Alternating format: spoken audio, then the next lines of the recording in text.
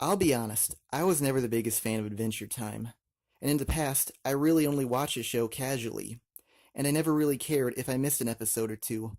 But I felt that the series finale was so disingenuous to what the show was that I had to make this video. Now, I'll start off by saying what I thought was a great element present in the first few seasons of this show. These episodes were set up in a manner in which, wherever you started, it was enjoyable. If you missed the first episode, or even the entire first season for that matter, it would not have affected your viewing experience of the current episode. For example, the episode Crystals Have Power built off a story introduced in the first season. This episode was about the character of Tree Trunks, who in the prior season disappeared after eating a crystal apple that spirited her away to another dimension. In this new episode, Tree Trunks' personality radically shifted. She went from being the sassy pie-making elephant to being a cold obsessive ruler of the Crystalmen, who now went by the name of Quartzion. She also was now compelled by the apple to obsess over Finn. This was the first episode of Adventure Time I ever watched, and going into this I knew nothing about the main characters, let alone a brief supporting character like Tree Trunks. But despite this, I felt I could comprehend what was going on as I was watching it, because this show did so well at establishing its own narrative. This episode cleverly recollected the fate of Tree Trunks through the use of dialogue and conversations in order to help new viewers and people who missed the earlier episodes understand Tree Trunks' narrative. And for the returning viewers, they did not have to waste time watching several episode recaps or an unnecessary reuse of old footage, since the episodes interwove the backstory within the characters' conversations. So basically, older episodes could be enjoyed whether it was your first experience with the show, or if you had watched every single episode prior to this one. What also made this episode, along with many of the other older episodes, stand out was that the writers clearly defined the characters and their personal motivations. Tree Trunks was obsessed with Finn and kidnapped him, so she was distinctly the villain, and Jake's goal was to rescue Finn, so he was clearly the good guy in that situation. Typically, a battle between good and evil is a good way to make a viewer become invested within the story. So even if the viewer doesn't fully understand what is going on, because the main characters have a moral code, the audience can still somewhat relate to them in a certain sense. Now, watching the show's finale was somewhat similar to how I began the series. I started on a continuation of an earlier episode without any prior knowledge, and I came into the finale that was supposed to be the culmination of the entire series without watching the most recent seasons. Despite the similar situations, I was unable to appreciate or even just enjoy the finale. The problem was, most of the characters and their conflicts within the final episode required knowledge from the more recent seasons to even understand what was going on.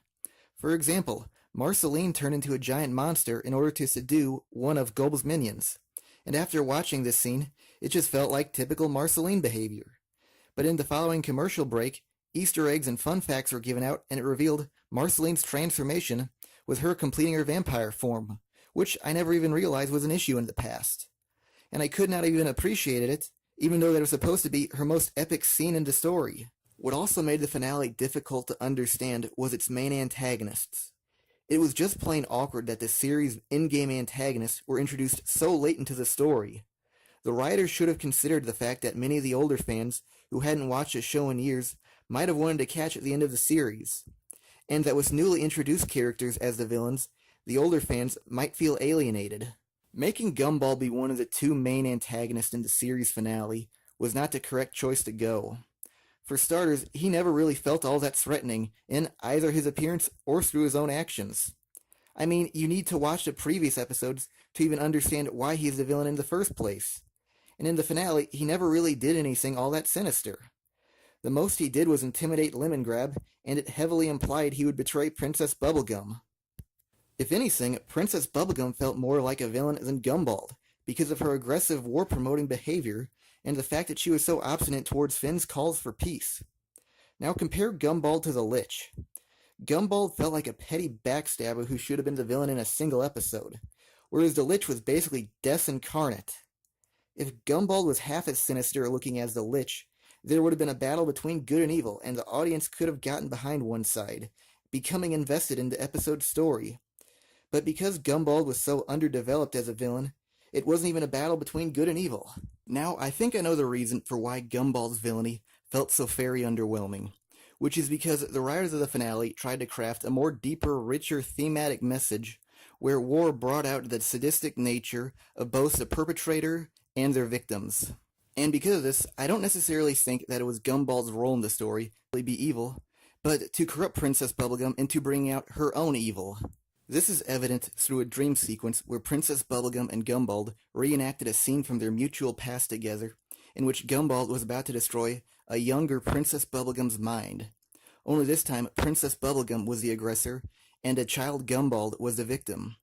Their faces even fluctuated between each other to show how Princess Bubblegum had become what she stood against. If this was the writer's true intentions, this was a good idea. But with only one small scene of this, they weren't all that convincing. Also, it never really felt like Gumball brought out the evil within Princess Bubblegum. It more so felt like she brought out her own evil. Aunt Lolly was not as poorly written as Gumball was, but there was definitely something missing about her character. For example, her actions almost felt random, like how she decided to side with Princess Bubblegum against Gumball when he was about to break their peace declaration. There should have been a scene earlier in the episode where it displayed a struggle in her face of Gumball, which could have been something as simply as Gumball speaking over her, or just even him disrespecting her own opinion. But other than that, she was one of the more coherently written characters of the episode. And now, on to the very final antagonist, or who I think was the final antagonist, Golb. The reason why I hesitantly call him an antagonist is that I'm not 100% sure of his motives, because this episode introduced him in a very confusing manner, where I'm not sure if he came into the world because Betty summoned him, or if he was manipulating Betty the whole time into bringing himself into the world. Again, this episode was confusing if you took a break from the series and wanted to return for the finale. Another strange element about the character of Golb was that he basically just sat around while chaos occurred. So I was very confused if his mere appearance caused catastrophe, or if he was actually a sentient being who was choosing to bring down the world. The show should have been much more clear on the true nature of Golb, and if he actually had intentions, or if he was just merely a force of nature. What I also found to be disappointing about Golb was that despite the fact he was an otherworldly deity, his powers felt very underwhelming. Now I admit that him turning citizens of the two Candy Kingdoms into his own monster soldiers was clever, but he only made two of them. Maybe a third because I'm not sure if one of them regenerated or if he created a new one. He's a deity. He should have been capable of doing this on a much larger scale. More than just a simple battlefield. The episode should have gone much further to display Golb's powers. Have him crack the planet. Make lava burst through ooze crust. Disrupt the alignment of the planets. He's supposed to be a deity representing discord and chaos, yet an army and a few princesses managed to hold him at bay. So he really wasn't all that dangerous.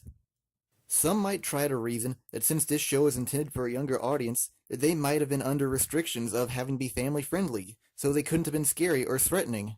But for example, take the Season 5 episode, Jake the Dog, where the Lich gained control of the corpse of Farm World Jake, and his powers distorted the natural colors of the planet into being nuclear green, and erupted green spirits from the ground, forcing Farm World Finn backwards, and at any moment it felt like he was able to destroy the world, or just even murder Finn. So since the older episodes were allowed to go that far, there's no excuse why the newer episodes couldn't go just as far, or even farther. I heard somewhere that the Lich was a disciple to Golb, yet somehow the Lich felt more like a threat to the world than the being he is subject to. So this just goes to show how underwhelming a villain Golb was, in his actions and just his personality. I 100% understand that it's more difficult to make a finale than it is a normal episode, since the finale's job is to link together an entire series with hundreds of episodes alongside hundreds of characters. But the writers still structured the finale in such a poor way that it was practically impossible to become invested within the story without watching the prior seasons. The problem with the episode structure was that it felt like an unfocused, jumbled mess of isolated moments that did absolutely nothing to further the plot. The majority of the cast present in the finale really had no effect on the outcome of the story, and actually diverted time and attention away from what was actually meaningful to the finale. Also, having that many characters distorted the scope of the upcoming war, which was meant to be a feud between Princess Bubblegum and her uncle Gumball. So what was supposed to be focusing on the conflicts between two kingdoms became a directionless mess with the extra additions. Now, having a large cast for a finale can be done correctly. For example, take regular show's Season 4 opening episode, Exit 9B, where during the final battle, many of the supporting characters joined in the fight. Keyword joined. The reason why regular shows succeeded where Adventure Time failed is because the supporting characters joined the fight when the main characters were being backed into a corner. This corrects two issues where the Adventure Time finale went wrong. Firstly, joining mid-battle gave the supporting characters a purpose in the episode, which was to help their friends during their time of need. Whereas Adventure Time, the supporting characters were already present before the war even started, and it never established a clear reason on why they were even there. Were they there to support Princess Bubblegum, or did they have a grudge against Gumball? It was never stated. Back to regular show, even if you missed their friend's initial debut episode, the way these characters were introduced in this episode helps you to understand these characters' motives and who they are as a character. Plus, joining mid-battle to help their friends displays loyalty, which always tugs on the viewer's heartstrings, making them more invested in the story. Secondly, introducing the non-essential characters later in the episode gives the main characters an adequate amount of time to establish a conflict without the distractions of the side characters. One of the few scenes of the finale that I actually found humorous was when Lumpy Space Princess kissed Lemongrab, which afterwards caused Lumpy Space Princess's face to tightly pucker. Despite this being one of the best scenes of the finale, this moment really had no impact on the rest of the episode. Now, this would not have been a problem if this was the only instance in the episode where this occurred, but virtually every scene starring a supporting character was non-essential to the episode. Even many scenes with the main characters didn't really add anything to the story. Did Flame Princess launching fireballs at Golb's minions turn the tide of the battle? No. Did Cinnamon Bun wrestling a demon contribute anything? Nope. Did Princess Bubblegum kissing Marceline contribute anything to beating Golb? No, and don't worry, I got more to say on this one later. Did Fern really do anything after forgiving Finn? Not really. Most of these characters would have been better off if they were just cameos, because all they really did was take away time from the more important parts of this episode. The reason why I believe the episode should have been more cause and effect related is because much of the show's original humor derived from building off of earlier events. I go back to the episode Crystals Have Power for reference. With this episode, basically one single incident affected every later event in the episode. The episode began with Finn and Jake having a contest to see who was more manly, and this resulted in Finn getting injured and unable to protect himself. Because Jake injured Finn, he became distraught, and had a vision in which his father warned him that his behavior would only injure those who he loves. So in order to prevent this, Jake gave up fighting. Later, Finn is kidnapped by Crystalman, and Jake is unable to fight them off due to his previous pledge of non-violence. The most he could do to help Finn was what could only be considered non-aggressive rubbing. And because Jake could not fight back, he sustained an injury that put him in a daze, which spiritually connected him to his deceased father, who allowed him to fight back if his opponents are evil. And after hearing his father's words, Jake instantly saved Finn. So basically every single incident in the episode happened because Jake injured Finn. Jake's grief of the incident made him see his father. Finn was helpless against his kidnappers because of the injury received from Jake. I could go on, but I would just be repeating myself. Another reason why writing in a cause and effect style works well with the episodic nature of Adventure Time is that it makes the viewer experience the story in a more lifelike manner, where every action has a reaction, which in turn makes the viewer feel like they're a character participating in the story. The finale, of course, was not written in this manner, and instead opted for an approach where all the characters were given brief, borderline unrelated moments throughout the entire episode, and none of these brief moments really had any importance a minute after they occurred, which made the story feel unfocused. And since the story never focused on a specific string of actions, the viewers never got the proper time to become attached to any of the characters, which always kept the viewer at an emotional distance. One thing that I gotta say about the finale is that the few instances that were a result of a prior incident, such as Beemo singing after Jake lost to Golb's minions, still felt more like a random act than a result of an action. What would have been a clear result of a previous action was if Jake was pushed by a minion into Beemo or any other music player, which caused the song to play. But the way this scene was portrayed didn't really correlate the action and the result all that well. On to the topic of Princess Bubblegum and Marceline kissing, I really felt like they only inserted this scene into the episode to garner more attention rather than to improve the characters or story. I read on the wiki that the two of them were dating years before the main story even began, so I guess in a certain sense it does resolve an issue, but one that carried no significant impact on the story. Like I said earlier, it seemed like they used this scene to cause a stir on the internet, where one group of people say how great it is to have two women kiss, and the other side says it's disgusting and it doesn't belong in a kid's show. And eventually, people of both sides who have never even watched the show would get offended and feel the need to comment on the subject matters themselves. To me, the kissing scene felt like it diverted attention away from the fact that this was the last episode. And I don't like that the series tried to be remembered for being controversial, more so than its story and its personality. Fern had almost an outlandish amount of potentially great moments for his character, but all of it in the finale went completely unused. To start off, Fern forgiving Finn was done far too quickly. Just because of a few repressed memories, he forgave Finn. This could have been an intense moment of dramatic dialogue, where Finn finally stood up for himself. He could have expressed how for most of his life he thought he was the only human, and how, when he finally met his father, who he thought was deceased, happened to be one of the most questionable characters of the story. There was just so much to work with, yet the writers used absolutely none of it. Now, I know some people will say the writers were rushed for time and had to make cuts, but yet they dedicated several minutes to Jake prancing around with an imaginary version of his brother. Fern's character arc should have been dealt with several episodes earlier in the series, so this would have granted him many more powerful scenes in the finale, like he sees Gold's destruction and nobly chooses to join in the effort against him. Or he could rescue Finn from Golb's clutches, and the two former enemies could be forced to team up to beat an even greater foe in Golb. Performing either of these two actions would have made him more heroic as a character, which would have made his character progression better for the final episode than basically just having him take up space during the final battle. Now on to the death of Fern.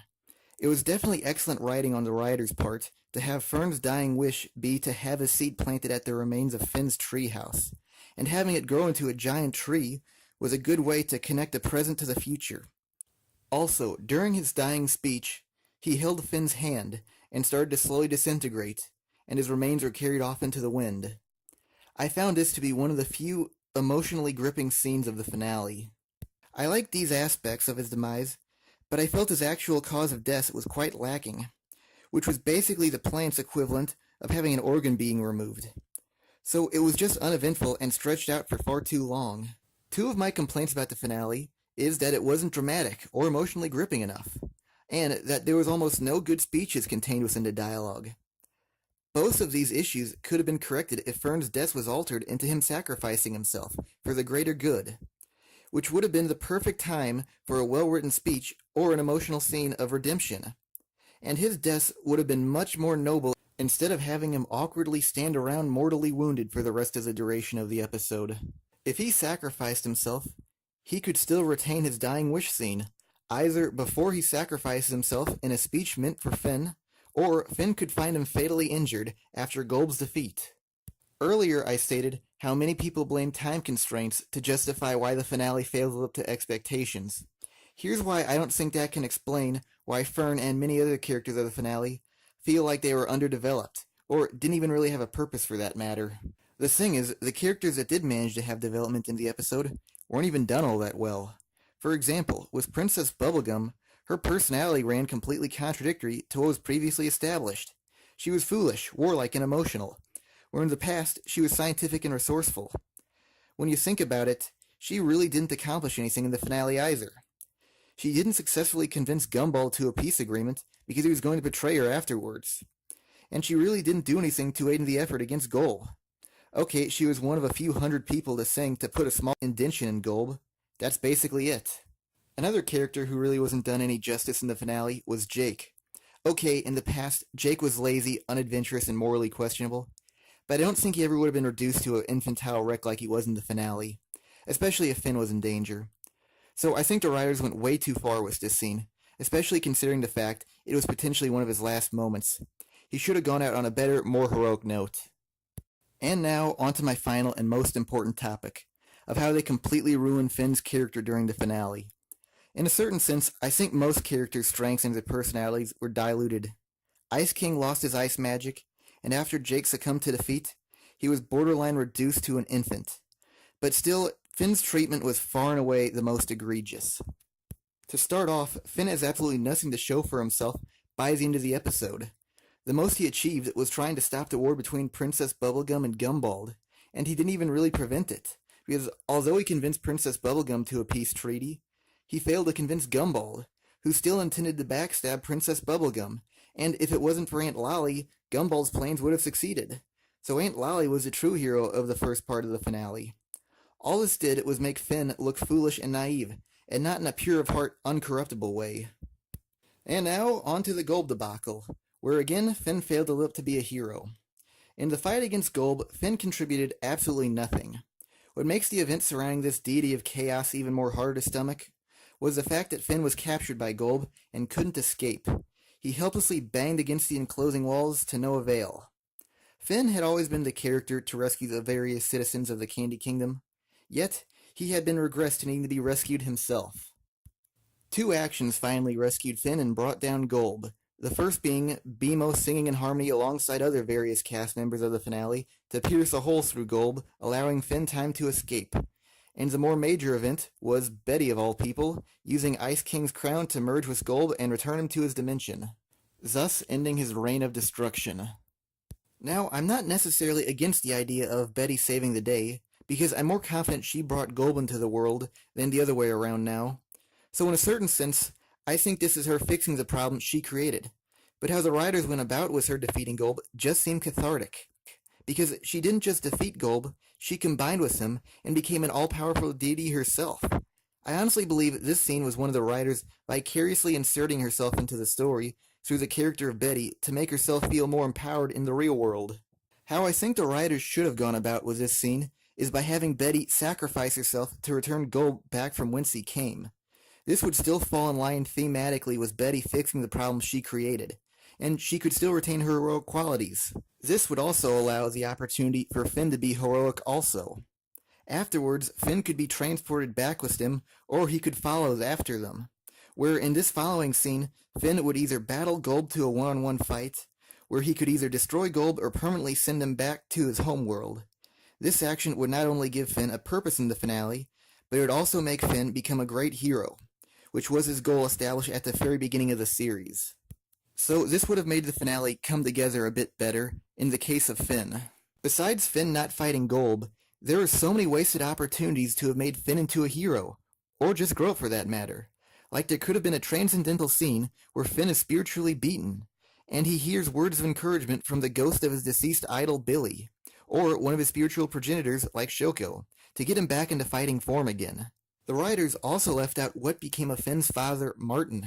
The last episode, non-flashback oriented, was Finn's father, had him ascend spiritually to a higher plane of existence, so they could have at least done something pertaining to him, since Golb's also from a higher plane of existence.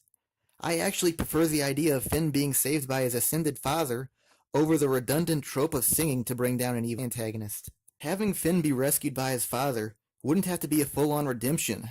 It could have just been one quick action with one single line of dialogue, and the intention behind it would not necessarily have to be to save Finn, because Golb would have been threatening existence itself, which could have derailed Finn's dad's plans also.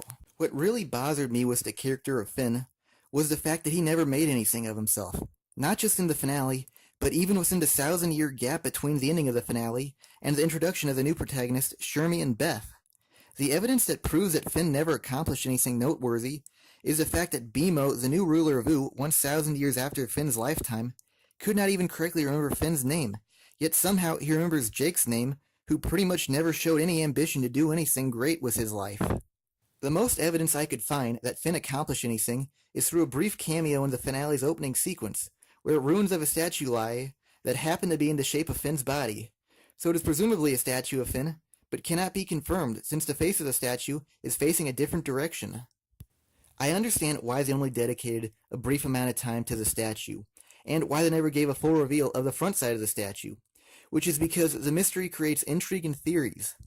But they really should have given more of a hint on why the statue is built, either disguised through dialogue, or by slightly modifying the statue's appearance. I say this because Adventure Time does have a history of misleading viewers, which is somewhat proven in this actual episode by the fact that this same sequence has a statue that looks like Jake, but it might actually be his brother Jermaine instead. So for all we know, this could also apply to the case of Finn's statue too. Since BMO struggled to remember Finn's name, and coupled with the fact that the potential statue of Finn is in ruins, leads me to believe that even if Finn truly became a hero, he might not have been all that great of one, since his potential statue wasn't maintained, and if he did matter to the world, or did something life-changing, his statue probably would have been preserved. I know some people are thinking that everything is eventually forgotten through the passing of time, and my response to that is, in the real world, we still learn about Greek kings, philosophers, and mythological heroes, and we strive to preserve their architecture. And that's over 2,000 years ago, so that's double the time that occurred during the two Adventure Time eras. What's also worthy of note is neither Shermie nor Bess acted as if they could recollect anything about Finn, so that calls into question his legacy and his accomplishments. Again, keep in mind what I said about the ancient Greeks. Plus, what needs to be said is BMO preserved and cared more about Marceline's old no smoking t-shirt over maintaining a statue of his old friend who supposedly became a great hero. Another topic about the statue that's worth mentioning is that if that is indeed Finn, it looks like him at the time of the finale. Now, I stated earlier the statue is facing away from the viewer, so it might be an older version of Finn, but it's safer to assume it's a younger version of himself. Since it resembles him more during his youth, that means the highlights of his life occurred during his childhood, so he might never become the hero he fantasized about becoming. If Finn did accomplish great things as an adult, but the writers chose to portray him as a child so he'd be more recognizable, they really didn't put a lot of effort into making this work. First off, this was a 1 second long cameo, so the majority of people would have missed it anyway. It actually would not have been all that difficult to have made an adult statue of Finn be recognizable to the audience, because he already has discerning features like his trademark hat and backpack to make him be recognizable. Plus, he's already been portrayed as an adult in the episode Puhoi, so the audience could recognize him if they've already previously watched that episode.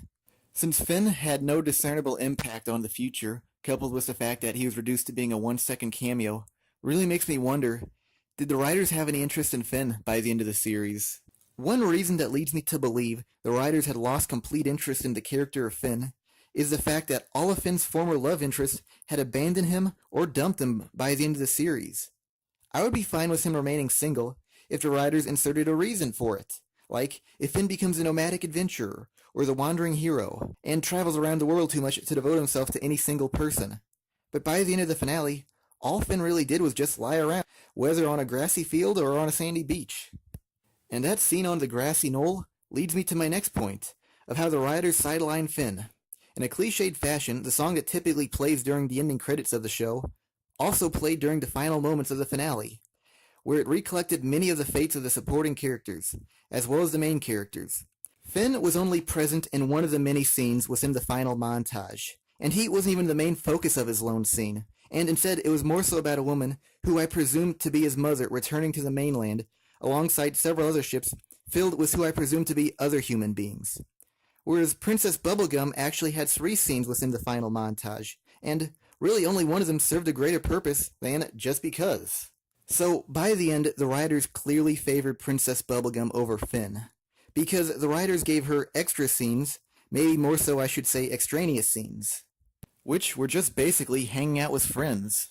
The problem with the final montage is, it never presents a clear future for Finn. The way this was set up leads me to believe Finn just spent the rest of his life with his mom. To stay true to Finn's character, and frankly the show for that matter, this montage should have ended with Finn going on a journey or an adventure, because going to strange and exotic locations was the main idea of the story, and it would have at least given Finn a chance at becoming a great person explorer hero. Plus, adventure is literally in the title of the story.